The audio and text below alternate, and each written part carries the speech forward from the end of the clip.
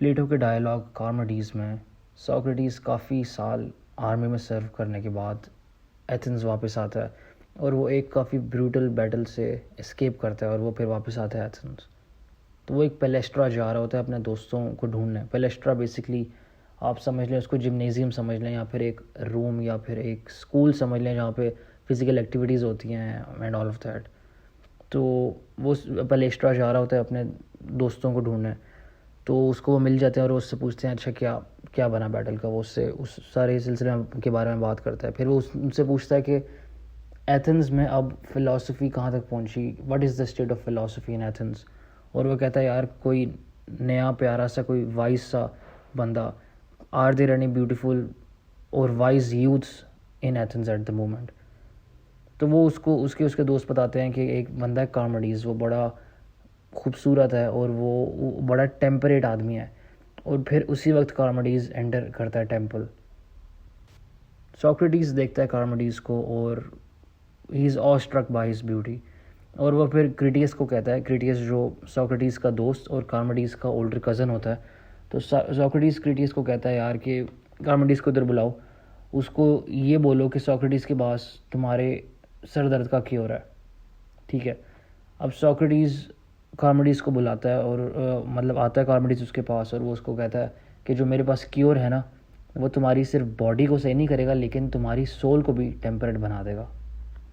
कार्मडीज़ कहता है ठीक है जी, लेकिन सोक्रेटिस पहले इंक्वायर करता है कि जिस तरह बाकी सब लोगों ने मुझे अभी बताया कि तुम बड़े टेम्परेट हो, you know true temperance of soul, तो क्या तुम असल में टेम्परेट हो, वो ही पहले इंक्वायर करने की कोशिश करता है। सोक्रेटिस उससे पूछता है कार्मडीज़ से कि यार what does temperance mean to you, define temperance for me perhaps. तो कार्मडीज़ जो होता है वो कहता है कि टेम्परेंस तो एक मेरी नज़र में क्वाइटनेस है, मेरी नज़र में मॉडेस्टी है टेम्परेंस। लेकिन फिर सोक्रेटिस इन दोनों को रेफ्यूट करता है। कार्मडीज़ की डेफिनेशन होती है ना, वो कहता है कि टेम्परेंस इज़ ऑलवेज गुड, और वो साथ साथ ये भी कहता है कि temperance is quietness, temperance is modesty. Socrates refute करते हुए ये कहता है कि क्वाइटनेस जो है ना, वो बाज़ औक़ात काफ़ी परस्यूट्स में आपको नेगेटिव इम्पैक्ट भी देगी, it is not always good. और मॉडेस्टी जो होती है ना, it is sometimes bad as well when one is needy for example. तो इन दोनों एग्जांपल्स में ना सोक्रेटिस रिफ्यूट कर देता है कार्मडीज़ की इनिशियल डेफिनेशन को जो उसने टेम्परेंस की दी होती है। कार्मडीज़ पर एक और डेफिनेशन लेके आता है जो उसने क्रिटियस से सुनी होती है टेम्परेंस के बारे में। वो डेफिनेशन ये है कि temperance is doing our own business. Socrates को भी रिफ्यूट करता है, वो कहता है कि क्राफ्ट्समैन जो हैं, जो ना सिर्फ अपने लिए लेकिन दूसरों के लिए भी क्राफ्ट्स बनाते हैं, दूसरों के लिए भी काम करते हैं, तो they are not only doing their own business but they are also doing the businesses of other people. तो तुम्हारी डेफिनेशन के मुताबिक a craftsman can never be temperate. तो इस तरह सोक्रेटिस जो है वो दूसरी डेफिनेशन को भी कार्मडीज़ ने जो दी होती है टेम्परेंस की, उसको भी रिफ्यूट कर देता है। अब यहाँ पे क्रिटियस आता है, क्रिटियस जंप इन करता है क्योंकि क्रिटियस की डेफिनेशन थी ये वाली जो कार्मडीज़ ने बोली थी कि temperance is doing one's own business. तो जब क्रिटियस की ही इनडायरेक्टली उसकी डेफिनेशन सोक्रेटिस रिफ्यूट करता है तो उसकी ईगो हर्ट होती है kind of. You can see that when you reading the dialogue कि वो अनईजी हो रहा होता है, अनकंफर्टेबल हो रहा होता है जब सोक्रेटिस रिफ्यूट कर रहा होता है ना।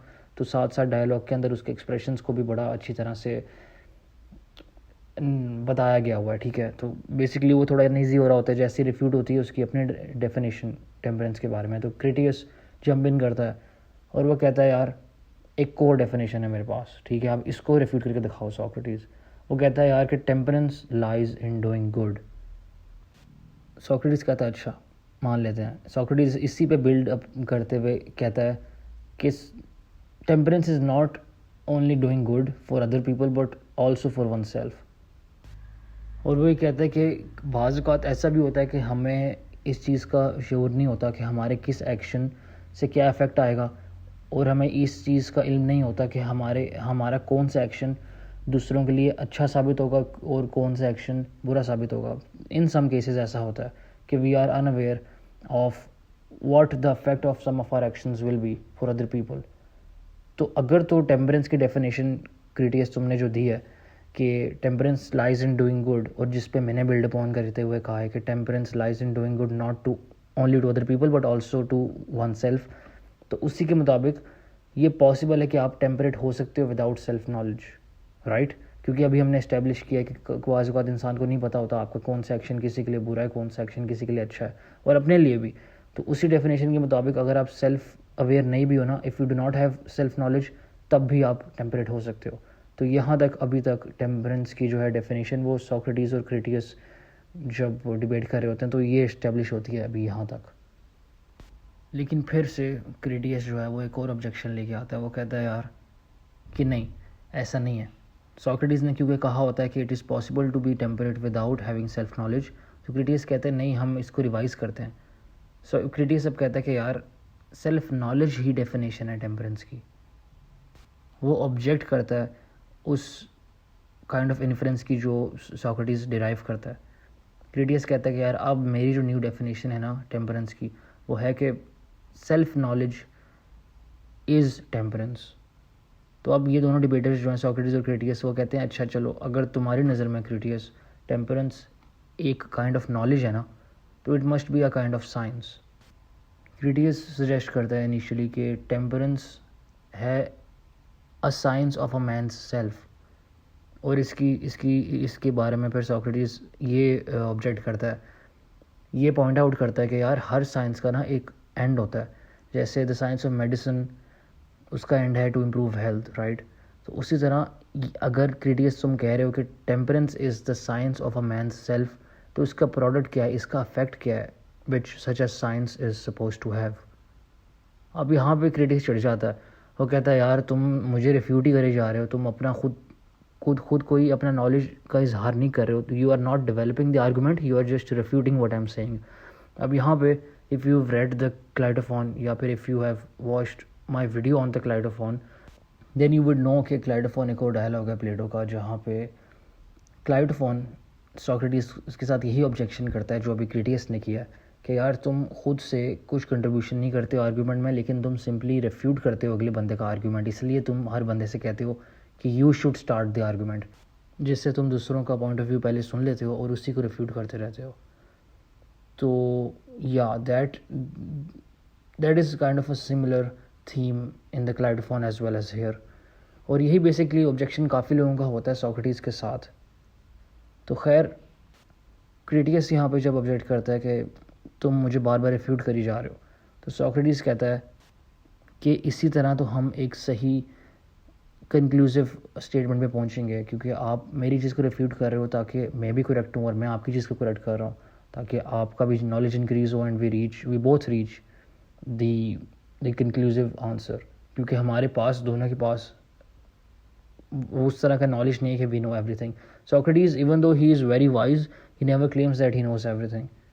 तो वो थीम जो है ना, ये वाला थीम, सोक्रेटिस इस तरह कहता है कि I am the wisest man for I know that I know nothing.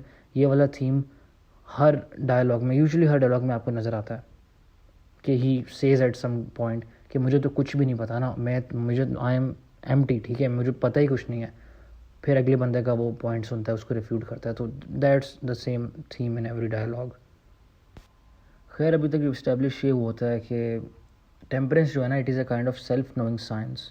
और फिर ये इस हाइपोथेसिस पे लीड करता है कि temperance must be a science of itself and also of all the other sciences. तो temperance is not only a kind of self knowing science now, it is a science of science. यहाँ तक इनकी debate lead करती है इनको। अब बात यह है कि in order to be truly knowing, Socrates कहता है, आपके पास सिर्फ उस चीज़ का नॉलेज नहीं होना चाहिए जिसका आपको पता है कि आपको पता है, आपको उस चीज़ का भी नॉलेज होना चाहिए जो आपको नहीं पता। वही बात आ जाती है जिस तरह सोक्रेटिस सेज कि the wisest man knows that he knows nothing. तो उसी तरह कहता है कि अगर आपके पास एक ट्रू नॉलेज है ना किसी चीज़ के बारे में, तो यू वुड नो कि आपको क्या क्या चीज़ें नहीं पता, अलॉन्ग विद द थिंग्स जो आपको जाहिर सी बात है you are aware that you no.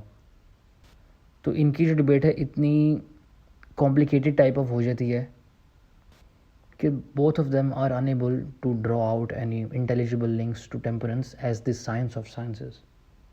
यहाँ पे डिबेट एंड हो जाती है, और ये उन कुछ चंद डायलॉग्स में से है जहाँ पे एक कंक्लूसिव स्टेटमेंट नहीं दी सोक्रेटिस ने। काफ़ी ऐसे डायलॉग्स हैं जिस पे एक कंक्लूसिव स्टेटमेंट नहीं दी, जिस पे बस एक डिबेट चली अबाउट अ टॉपिक और हमें एक फाइनल आंसर नहीं मिला about the nature of that thing. खैर even though it was failed नहीं आप कह सकते, it was kind of without a conclusive statement. लेकिन कार्मिडीज जो होता है वो कहता है यार मैं तो खुश हूँ, मुझे बड़ा मज़ा आया आपकी डिबेट सुन के, क्रिटियस और सोक्रेटिस आप दोनों का। तो वो कहता है यार कि मैं तुमसे बार बार मिलना चाहूँगा सोक्रेटिस, ताकि मैं आपसे लर्न करूँ और हम दोनों किसी दिन परस्यू करें अब the true meaning of temperance को, और हम दोनों की नॉलेज में इजाफा हो। एंड यहाँ पे कार्मिडीज जो डायलॉग है वो एंड हो जाता है।